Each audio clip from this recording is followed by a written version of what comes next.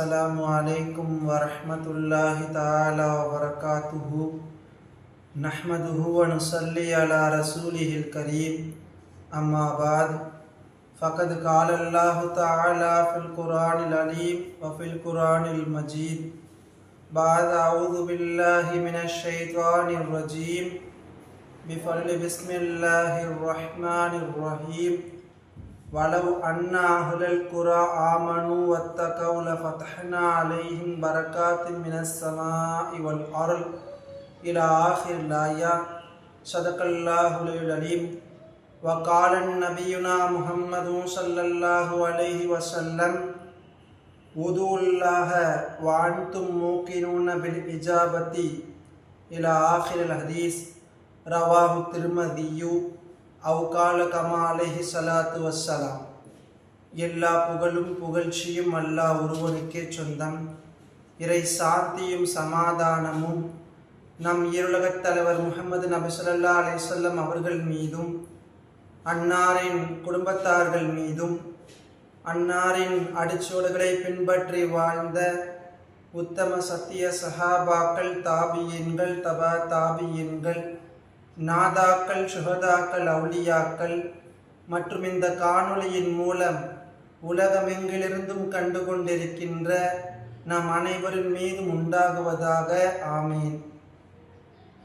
இந்த இஸ்லாமிய உபதேசங்கள் என்ற இந்த காணொளியின் மூலம் ஒவ்வொரு நாளும் ஒவ்வொரு நல்ல உபதேசங்களை கேட்கின்றோம். அல்ஹம்துலில்லாஹ். அல்லாஹ் இந்த காணொளியின் மூலம் உங்களை ஒவ்வொரு நாளும் காண்கின்ற பாக்கியத்தை எங்களுக்கு தந்திருக்கின்றான். அல்ஹம்துலில்லாஹ். இந்த உபதேசங்களை கேட்பதோடு மட்டும் நிறுத்திவிடாமல் வரும் நாட்களிலே இவைகளை எடுத்து நடப்பதற்கு வல்ல ரஹ்மான் அல்லாஹ் நம் எல்லோருக்கும் அருள் புரிவானாக என்ற நல்ல துவாக்களோடு எனது வார்த்தைகளை துவங்குகின்றேன். இன்றைய உபதேசமாக நாம் பார்ப்பது பரக்கத் என்றால் என்ன என்ற தலைப்பின் கீழ் பார்க்க இருக்கின்றோம். பரக்கத் என்பதற்கு என்ன அர்த்தம், எந்தெந்த விஷயங்களிலெல்லாம் இறைவன் பரக்கத்தை வைத்திருக்கின்றான் என்பதை பற்றி இன்றைய உரையை நாம் பார்க்க இருக்கின்றோம். முதலிலே பரக்கத் என்றால் என்ன? பரக்கத் என்றால் கில்லத்து ஷைஇ கஸரத்து நஃபஇ என்று சொல்லுவார்கள். பொருள் குறைவாக இருந்தாலும் அதனுடைய பிரயோஜனங்கள் அதிகமாக இருக்கும். இதுதான் பரக்கத்தினுடைய டெஃபினேஷன். பரக்கத்தினுடைய விளக்கம் என்னவென்றால், பொருள் குறைவாக இருக்கும், அதனுடைய பிரயோஜனங்கள் அதிகமாக இருக்கும். இன்றைக்கு நிறைய பேர் பரக்கத்தான வாழ்க்கை அப்படின்னா பெரிய மாளிகையில் வாழணும், பெரிய பணக்காரங்களாக வாழணும், 1 லட்ச ரூபா சம்பாத்தியம் இருந்தால் தான் அந்த பரக்கத்தான சம்பளம் அப்படின்னா சில பேர் நினைத்து கொண்டிருக்கின்றார்கள். அதிகமாக பொருளாதாரங்கள் வைத்திருப்பது பரக்கத்தல்ல, அதிகமாக சம்பாதிப்பது பரக்கத்தல்ல. அந்த பொருளாதாரங்களும் அந்த சம்பாத்தியமும் நமக்கு ஆரோக்கியமானதாக, நமக்கு பிரயோஜனம் அளிக்கக்கூடியதாக இருக்க வேண்டும். அப்பொழுதுதான் நாம் சம்பாதிக்கக்கூடிய சம்பாத்தியம் பரக்கத்தான சம்பளம். எவ்வளவோ பணக்காரங்க நம்ம பார்க்குறோம், எவ்வளவோ பணக்காரர்கள் ஏசி ரூமில் தான் தூங்குறாங்க, பூ மாதிரி இருக்க பஞ்சு மத்தையில தான் படுக்கிறாங்க, ஆனால் தூக்கம் வருவது கிடையாது. ஒருத்தர் 1 லட்ச ரூபா ஐடியில் சம்பாதிக்கிறாரு, அந்த மாசத்துடைய இறுதியில கடனாளியா நிற்கிறார். ஏங்க நீங்க 1 லட்ச ரூபா சம்பாதிக்கிறீங்களுங்க, எதுக்கு கடன் வாங்குறீங்க, எதுக்கு இவ்வளோ காசை நீங்க கடனாளியா இருக்கிறீங்க அப்படின்னு சொல்லி கேட்டா, எல்லாம் வர்றதெல்லாம் போயிடுது, மருந்து மாத்திரைகளுக்கு சிலது போயிடுது, அல்லது வீடு சம்பந்தப்பட்ட விஷயத்துக்கு போயிடுது, கையில் எதுவும் இருக்க மாட்டேங்குது. அப்போ இது பரக்கத்தான வாழ்க்கையா, பரக்கத்தான சம்பாத்தியமா? அப்போ நம்முடைய வாழ்க்கை, நம்முடைய சம்பாத்தியம் அது பரக்கத் என்றால் நமக்கு அதிகமாக புரோஜனமாக இருக்க வேண்டும், எந்த விதமான நோய் நொடிகளும் இல்லாமல் ஆரோக்கியமானதாக இருக்க வேண்டும். அதுதான் உண்மையான பரக்கத். சரி, பரக்கத்தான வாழ்க்கைக்கு நம்ம என்னென்ன செய்யணும், எந்தெந்த விஷயங்களெல்லாம் நாம் எப்படி நடந்தால் அல்லாஹ் நமக்கு பரக்கத்தான வாழ்க்கையை தரான்? முதலாவது விஷயம், அல்லாஹ்வை பயந்து நடக்க வேண்டும். அல்லாஹ்வை நாம் அஞ்சி நடக்க வேண்டும். அல்லாஹ்வை பயந்து நாம் நடந்தோம் என்றால் நம்முடைய வாழ்க்கையிலே அல்லாஹ் ஏராளமான பரக்கத்துகளை தருவான். குர்ஆனில் அல்லாஹ் ஒரு கிராமவாசிகளை பற்றி பேசுகிறான். அந்த கிராமவாசிகளை அல்லாஹ் அழிக்கின்றான். அப்படிப்பட்ட அந்த கிராமவாசியை பற்றி அல்லாஹ் சொல்லும் பொழுது, வலவ் அன்னா அஹ்லல் குரா, அந்த கிராமவாசிகள் மட்டும் ஆமனு ஈமான் கொண்டு, வத்தகவ் அல்லாவை பயந்து நடந்திருந்தால், லஃபதஹ்னா அலைஹிம் பரக்காத்தின் மினஸ்ஸமாஇ வல் அர்ள், வானத்திலிருந்தும் பூமியிலிருந்தும் அவர்களுக்கு நிறைய விதமான பரக்கத்துகளை நாம் அவர்களுக்கு திறந்திருப்போம் என்று அல்லாஹ் சொல்கின்றான். அப்போ நம்ம ஈமான் கொண்டிருக்கிறோம், அல்லாவை பயந்து நடந்து வாழ வேண்டும். அப்படி நாம் பயந்து வாழ்ந்தோம் என்றால் நம்முடைய வாழ்க்கையில அல்லாஹ் பரக்கத்துகளை, அது வானிலிருந்தும் சரி உலகத்திலும் சரி, நமக்கு அழகான பரக்கத்துகளை அல்லாஹ் தருகின்றான். எனவே நம்முடைய வாழ்க்கை பரக்கத்தாக இருக்க வேண்டும் என்றால் அல்லாவை பயந்து வாழ வேண்டும். நாம் எல்லோரும் முத்தகீன்களாக வாழ வேண்டும்.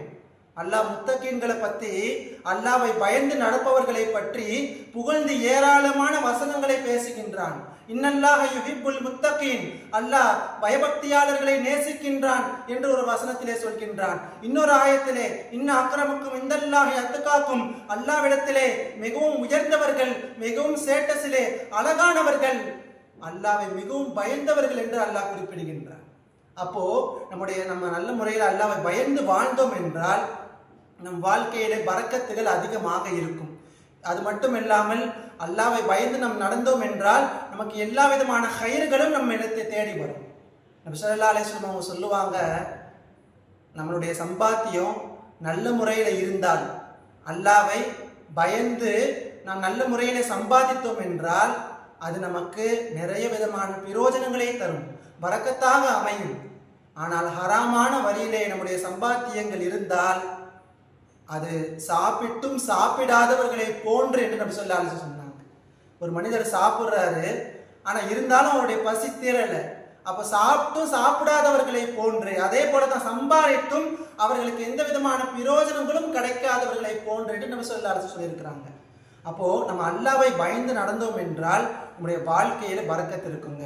இது முதல் விஷயம். இரண்டாவது, கிராஅத்துல் குர்ஆனி, குர்ஆனை அதிகமாக ஓத வேண்டும்.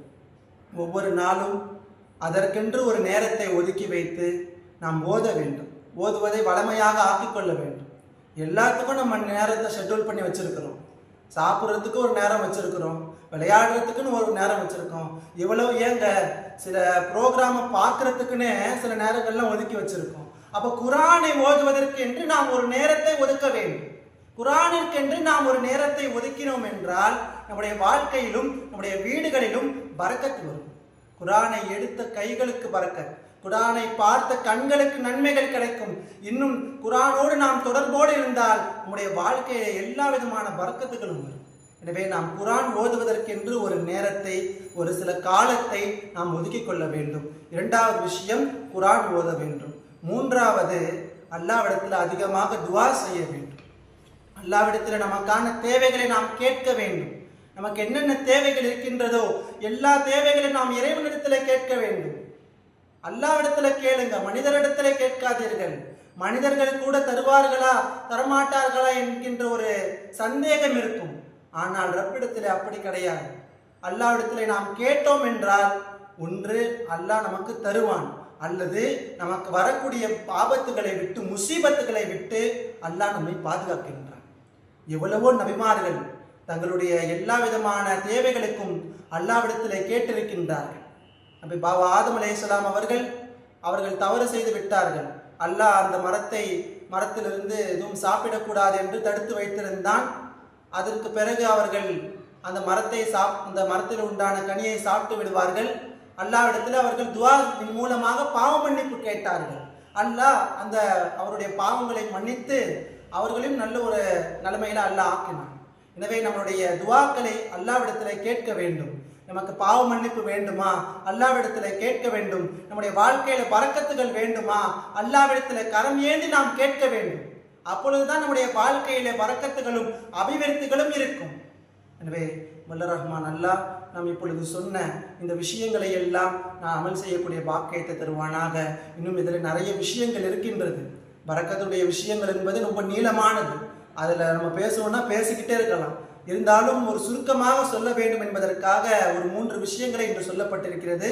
ஒன்றாவது, அல்லாஹ்வை பயந்து நடக்க வேண்டும். இரண்டாவது, குர்ஆன் ஓத வேண்டும். மூன்றாவது, இறைவனிடத்தில் அதிகமாக பிரார்த்தனை செய்ய வேண்டும். இந்த 3 விஷயங்களையும் நம்மிடத்தில் கொண்டு வர வேண்டும். வல்ல ரஹ்மான் அல்லாஹ் இந்த 3 விஷயங்களையும், இந்த 3 தன்மைகளையும் நம்மிடத்தில் கொண்டு வருவானாக. எல்லா விதமான ஹைராத்துகளையும், எல்லா விதமான பரக்காத்துகளையும் அல்லாஹ் அடைந்து கொள்ளக்கூடிய நன்மக்களாக உங்களையும் என்னையும் ஆக்கிரல் வழிவானாக.